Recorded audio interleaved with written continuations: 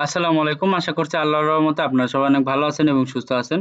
তো বন্ধুরা আপনাদের জন্য আরেকটি নতুন নিয়োগ বিজ্ঞপ্তি নিয়ে হাজির হলাম। তো এইটা হচ্ছে জেলা প্রশাসকের কার্যালয় এই নিয়োগ বিজ্ঞপ্তিটা। তো আপনারা এখানে দেখেন দপ্তরের নাম জেলা প্রশাসকের কার্যালয় এবং সার্কিট হাউস। তো এই ২ টাতে আপনি আবেদন করতে পারবেন। তো এখানে আপনারা মোট ১ থেকে ৭ টি ক্যাটেগরিতে আবেদন করতে পারবেন। তো কোন ক্যাটেগরিতে কতগুলা লোক নিয়োগ করা হবে, পদ সংখ্যা কতগুলা, বেতন স্কেল, শিক্ষাগত যোগ্যতা সবকিছু আজকের এই ভিডিওতে থাকবে এবং ভিডিওটিতে বলে দিব যে আবেদনের সময়সীমা এবং আবেদনের শেষ তারিখ, কিভাবে আবেদন করবেন, আবেদন করতে কত টাকা খরচ পড়বে। তো সবকিছু আজকের এই ভিডিওতে থাকবে। আশা করব ভিডিওটি আপনারা প্রথম থেকে শেষ পর্যন্ত দেখতে থাকবেন। তো ভিডিওটি যদি ভালো লাগে অবশ্যই লাইক, কমেন্ট এবং শেয়ার করবেন এবং আমার ইউটিউব চ্যানেল আনলিমিটেড জব ইনফোভিডি চ্যানেলটি অবশ্যই আপনারা সাবস্ক্রাইব করে রাখবেন। তো বন্ধুরা চলুন আজকের এই ভিডিওটি শুরু করা যাক। তো ১ নাম্বার রয়েছে এখানে যে ১ নাম্বার যে পদ রয়েছে এটা হচ্ছে অফিস সহায়ক। এখানে পদ সংখ্যা ধরা হয়েছে ৬০ টি। বেতন স্কেল ধরা হয়েছে যে ৮,২৫০ থেকে ২০,০১০ টাকা। শিক্ষাগত যোগ্যতা চেয়েছে কোনো শিক্ষিত পড়তে মাধ্যমিক স্কুল সার্টিফিকেট বা সমানের পরীক্ষায় উত্তীর্ণ হতে হবে। এরপর ২ নাম্বার রয়েছে নিরাপত্তা প্রহরী। এখানে আপনার ৮ টি লোক নিয়োগ করা হবে এখানে। তো এখানে বেতন স্কেল ধরা হয়েছে ৮,২৫০ থেকে ২০,০১০ টাকা।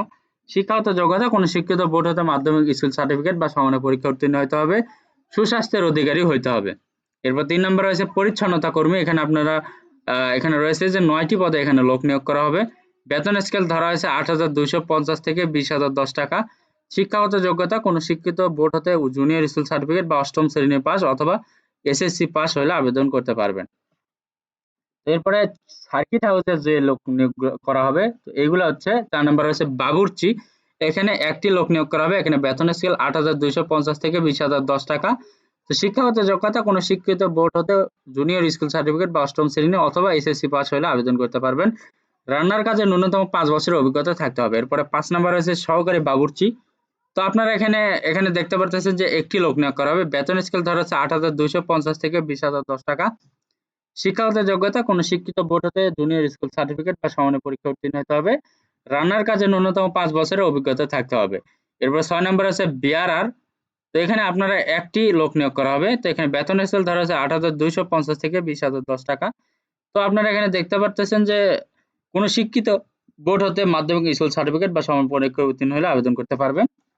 এরপরে ৭ নাম্বার রয়েছে মালি। এখানে ১ টি লোক নিয়োগ করা হবে। এখানে বেতন স্কেল ধরা হয়েছে ৮,২৫০ থেকে ২০,০১০ টাকা।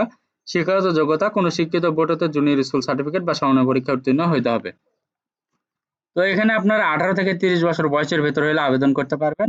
তো এখানে আবেদনের সময় এখানে ধরে রয়েছে যে মুক্তিযোদ্ধার সন্তান বা শারীরিক প্রতিবন্ধীদের জন্য ৩২ বছর পর্যন্ত শিথিলযোগ্য। তো এখন দেখাবো যে আপনি এখানে আবেদনের সময়সীমা কত রয়েছে। তো অনলাইনে আবেদনপত্র পূরণ সংক্রান্ত নিয়মাবলী শর্তাবলী রয়েছে। তো পরীক্ষায় অংশগ্রহণের ইচ্ছুক ব্যক্তি এই লিঙ্কে ক্লিক করে আপনাকে আবেদন করতে হবে। তো আবেদন শুরুর তারিখ হচ্ছে ১৩/৬/২০২৪ সকাল ৯ ঘটিকা হইতে এবং আবেদনের শেষ তারিখ হচ্ছে ১২/৭/২০২৪ রাত ১২ ঘটিকা পর্যন্ত। তো আপনাকে সময়ের ভেতরে আবেদন করতে হবে এবং আবেদনের পাশাপাশি আপনাকে পরীক্ষার ফি বাবদ যে টাকা সেটা আপনাকে সর্বোচ্চ ৭২ ঘন্টার ভেতরে পরিশোধ করতে হবে। এবং অনলাইনে আবেদনের ক্ষেত্রে প্রার্থীর স্বাক্ষর ৩০০x৮০ পিক্সেল লাগবে এবং রঙিন ছবি ৩০০x৩০০ পিক্সেল লাগবে। তো এটা আপনার অ্যাডমিট কার্ড বা অনলাইনে আবেদনের সময় এটা দিতে হবে, ওখানে দাখিল করতে হবে। তো আপনি এই সকল করার পরে আপনার আবেদনপত্রটি যদি হয়ে যায় এরপর আপনাকে পরীক্ষার ফি জমা দিতে হবে।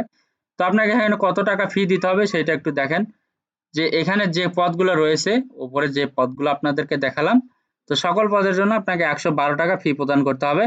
আর একজন প্রার্থী একটি পদে আবেদন করতে পারবেন। তো আপনি কিভাবে ফি পরিশোধ করবেন, এইভাবে আপনি এসএমএস করবেন।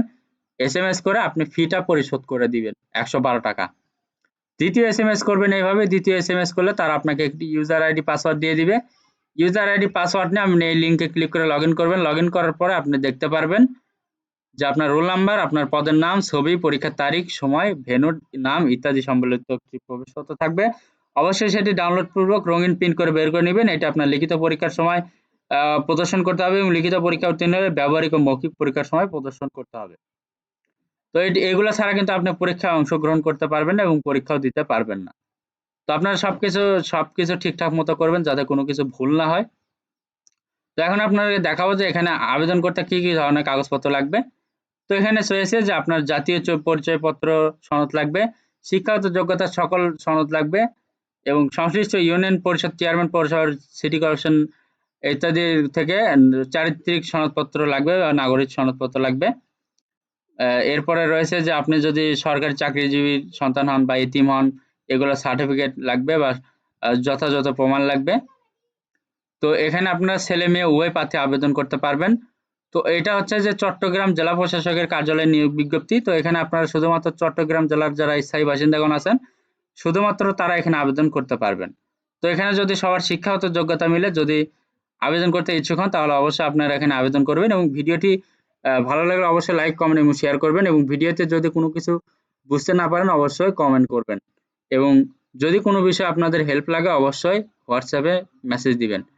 তো বন্ধুরা, এই ভিডিওটি আজকে এই পর্যন্ত শেষ। যদি ভিডিওটি ভালো লাগে অবশ্যই আমার YouTube channel unlimited job info video চ্যানেলটি অবশ্যই সাবস্ক্রাইব করে রাখবেন। তো সবার জন্য অনেক অনেক শুভকামনা। সবাই ভালো থাকবেন, সুস্থ থাকবেন। আল্লাহ হাফেজ। দেখা হচ্ছে নতুন কোনো ভিডিওতে।